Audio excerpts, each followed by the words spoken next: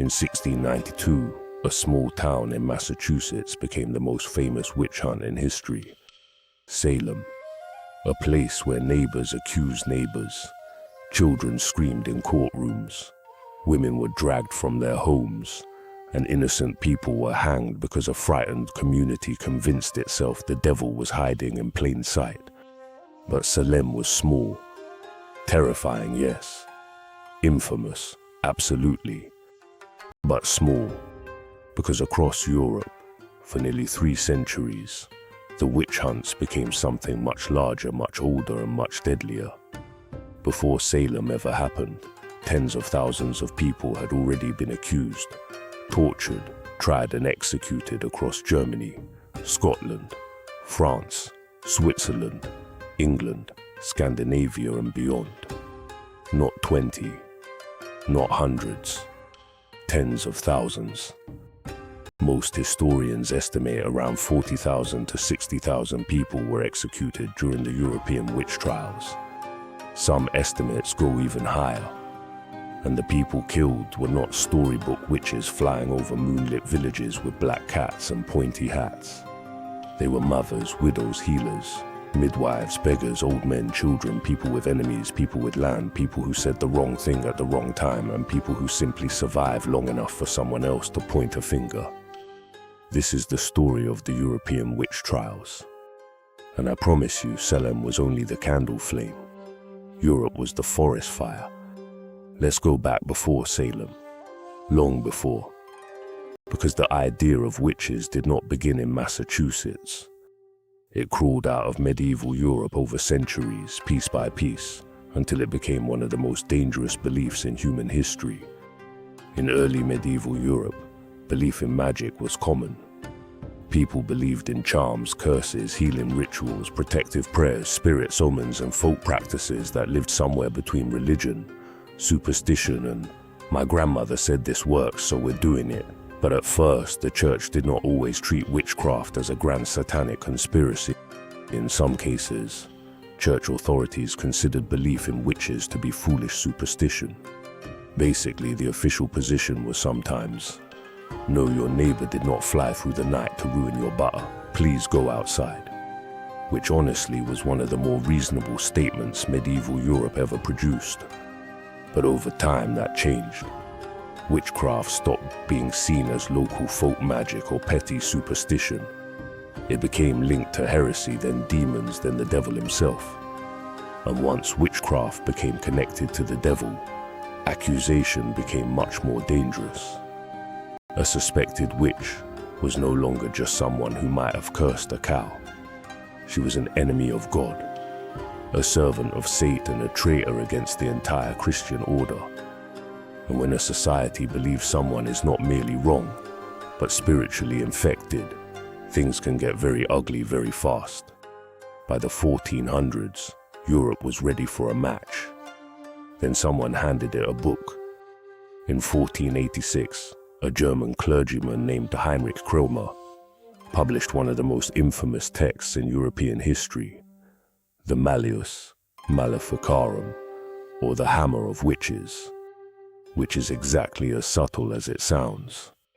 The book argued that witches were real, dangerous, mostly women, and actively working with the devil to destroy Christian society. It gave instructions for identifying witches, interrogating them, prosecuting them, and punishing them. Then the printing press helped spread it across Europe.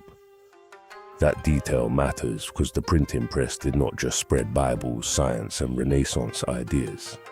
It also spread panic. Congratulations, Europe. You invented mass media and immediately used it to distribute demon paranoia. The Malleus Maleficarum was not the only cause of the witch trials. History is rarely that neat, but it helped give fear a manual. And once fear has a manual, people start acting like cruelty is procedure. By the 1500s and 1600s, Europe entered the deadliest period of the witch hunts. This was the age of religious wars, plague, famine, crop failures, political chaos, and climate instability. The Little Ice Age brought colder temperatures and failed harvests. Children died. Livestock got sick. Storms destroyed crops. Disease moved through villages like something with a key to every door. And when people suffer, they look for explanations. Sometimes they find science. Sometimes they find politics. And sometimes they find an old woman who lives alone at the edge of town and decides she must be the reason the milk went sour. That is the part that gets under your skin. The witch trials were not random lightning strikes. They usually happened inside communities already under pressure. A village loses its harvest. Someone's child dies. A cow stops giving milk. A woman gets into an argument with a neighbor. A beggar asks for food and gets turned away. A few days later, something bad happens. And now the village has a story. She cursed us. That story could become a rumor. The rumor could become an accusation. The accusation could become an arrest. And the arrest could become a death sentence. All because human beings would rather have a villain than a mystery. When people picture witch trials, they often imagine Salem. A courtroom, accusations, hysterical girls, judges in stern hats. Very dramatic, very American high school English class. But in Europe, many witch trials were far more brutal because torture was often part of the process. And torture changes everything. Under torture, people will confess to almost anything. They will say they flew through the night. They will say they met the devil. They will say they cursed children. They will say they danced at a witch's Sabbath. They will name other witches, their neighbor, their sister, their mother, their child. Not because it was true. Because pain is not a truth machine. Pain is a story machine. It makes people say whatever they think will make the pain stop. European courts often treated these confessions as evidence, which means the system was designed to feed itself. Someone was accused. They were tortured. They confessed. They named others. Those others were arrested, tortured, and forced to name more. That is not justice. That is a plague with paperwork. One of the most notorious methods of witch identification was the search for the witch's mark. Authorities believed witches had marks on their bodies where the devil had touched them or where familiar spirits fed, so accused people were stripped and searched. Birthmarks, scars, moles, skin tags, anything unusual could be declared evidence, which means nearly every human body on Earth could have qualified. Another method was pricking. A person accused of witchcraft would be stabbed with needles or sharp instruments because people believed the devil's mark would not bleed or feel pain. Professional witch prickers even traveled around offering their services, because apparently nothing says healthy society like a man with a needle and a business model based on terror. Then there was swimming. In some places, suspected witches were bound and thrown into water. If they floated, they were considered guilty. If they sank, they might be innocent. Possibly dead, but innocent. Wonderful system. No notes. To be clear, not every European region used the same methods. Not every trial was equally violent. Not every court accepted every form of evidence. Europe was not one giant witch-burning machine operating from a central office with a devil logo on the letterhead. The trials varied by place, law, religion, politics, and local conditions. But when the panic took hold, it could become catastrophic. Nowhere was that more obvious than in parts of the Holy Roman Empire, in what is now Germany and surrounding regions. Some of the worst witch hunts in European history happened there. The Würzburg witch trials, the Bamberg witch trials, the Trier witch trials. These were not small village rumors that ended with one execution. These were mass persecutions. In Würzburg, people from every level of society were accused. Women, men, children, clergy or nobles. people you would think had enough status to be safe. They were not safe. In Bamberg, a special prison was built to hold accused witches. It was called the Druden House, the Witch House. Imagine that, a government building created specifically to contain people accused of impossible crimes. Inside, prisoners were interrogated and tortured until they confessed. Some were forced to name more suspects. The machine kept eating, and the more it ate, the hungrier it got. Europe's witch hunts were not just about superstition. They were about fear, but they were also about power. Who had it, who didn't, and who could be destroyed by it. Women were the majority of those accused and executed, especially older women, poor women, widows, women without powerful male protection, women who healed people with herbs, women who delivered babies, women who were considered difficult. And that word, difficult, has done a lot of dirty work throughout history. A difficult woman could become a suspicious woman.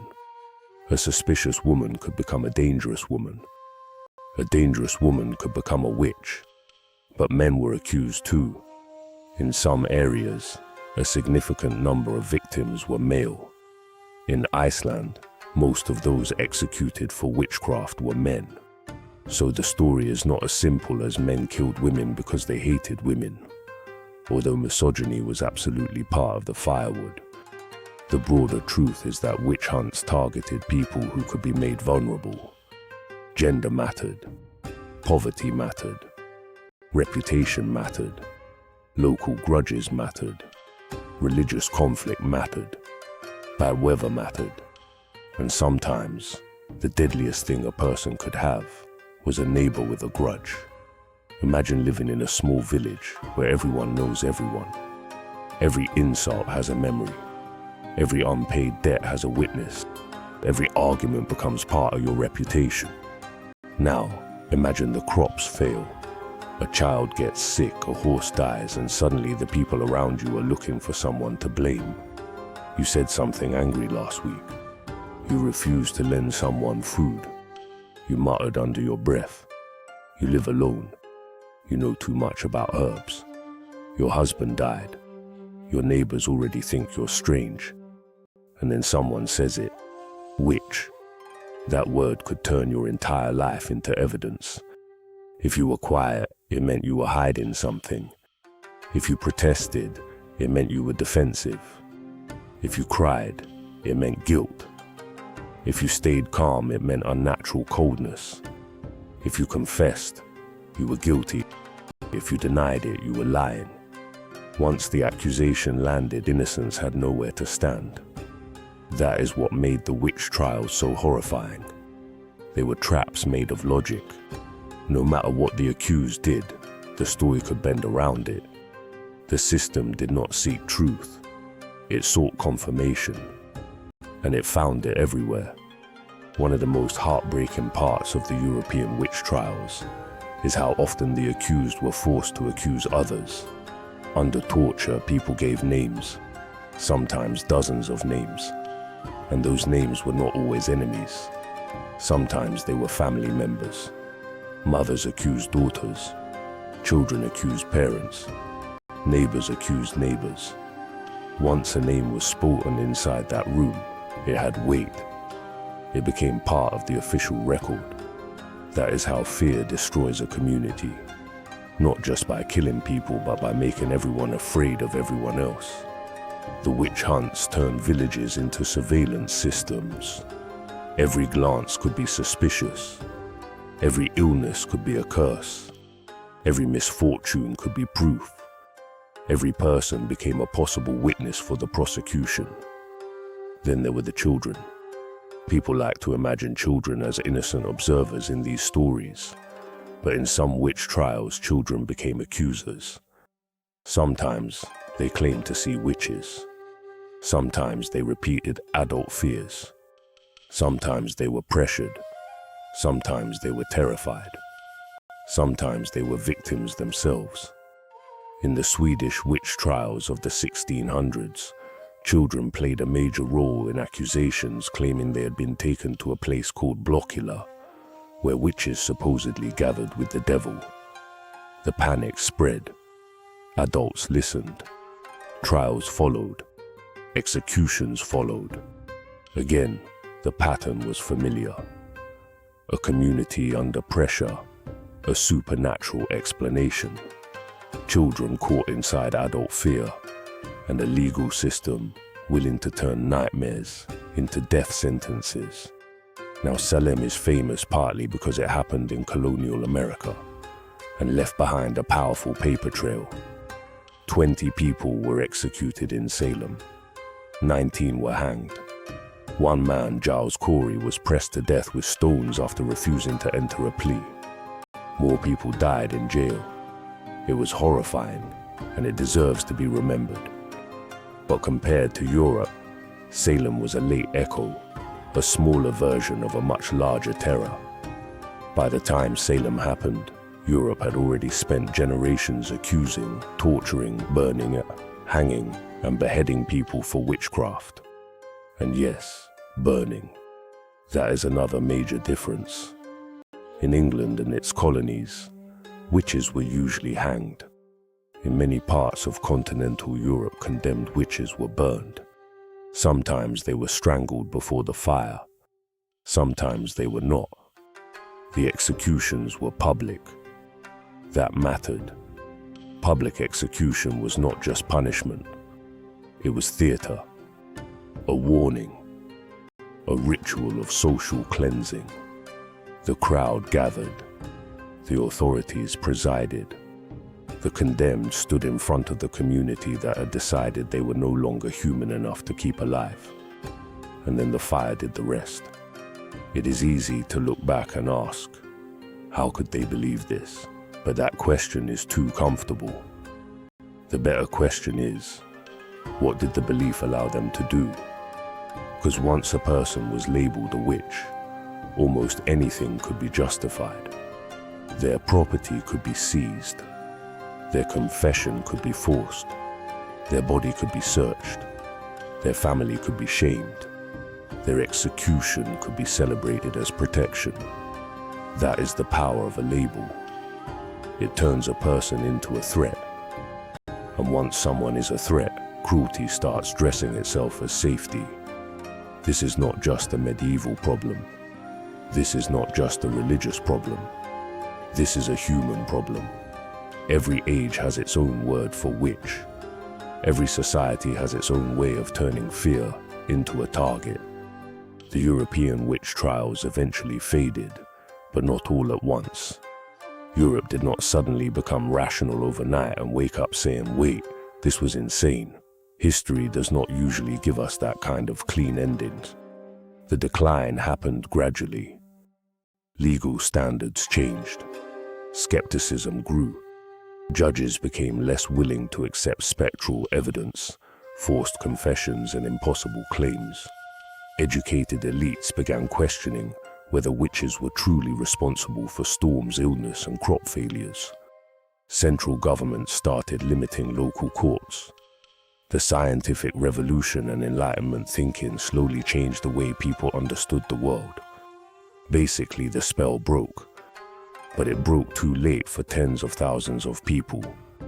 By the 1700s, witch trials became rarer. Executions declined. The old panic lost its grip. But the dead stayed dead, and the records remained. Trial transcripts, confessions, execution lists, pamphlets, sermons, legal documents, tiny scraps of human terror preserved in ink. One name after another. Anna, Margarita, Agnes, Barbara, Johann, Isabel, Ursula. Names that history almost turned into ash. There is something especially disturbing about reading witch trial records today. Not because they prove witches existed. They don't. They prove fear existed. They prove neighbors turned on each other. They prove courts accepted impossible evidence. They prove torture can manufacture truth. They prove ordinary people, under enough pressure, can convince themselves that killing someone is protection. And that is why the European witch trials matter.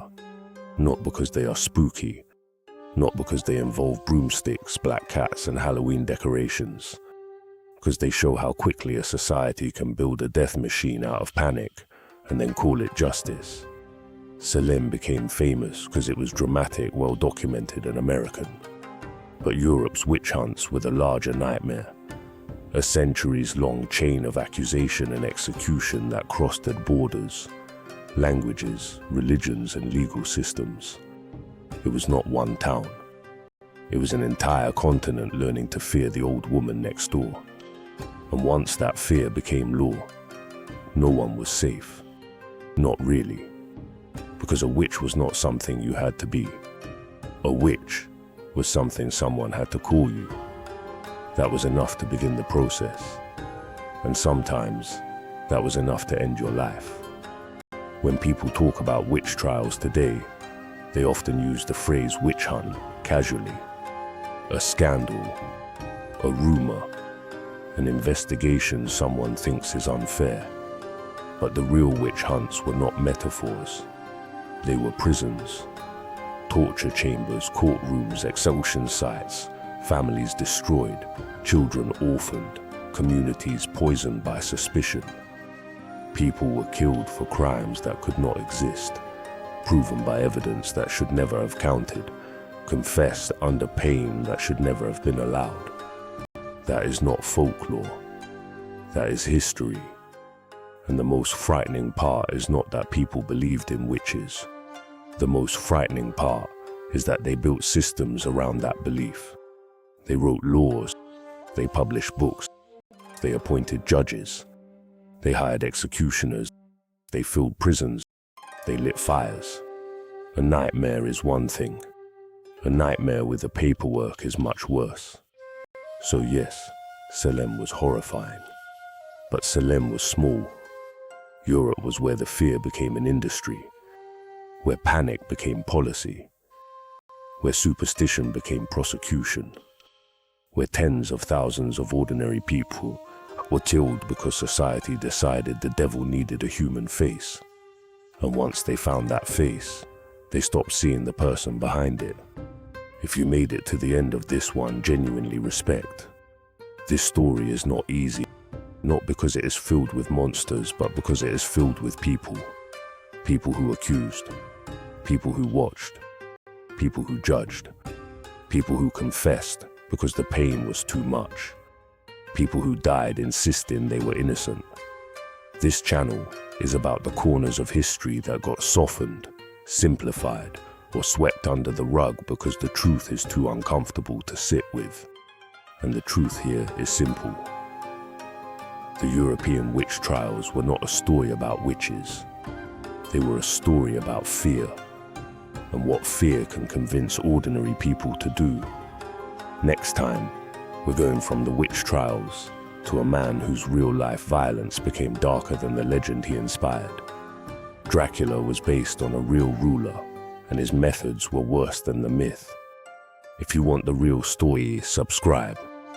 And if this episode made you think differently about Salem, Europe, or the word witch hunt, drop a comment and tell me what part hit hardest. I read every single one. I'll see you in the dark.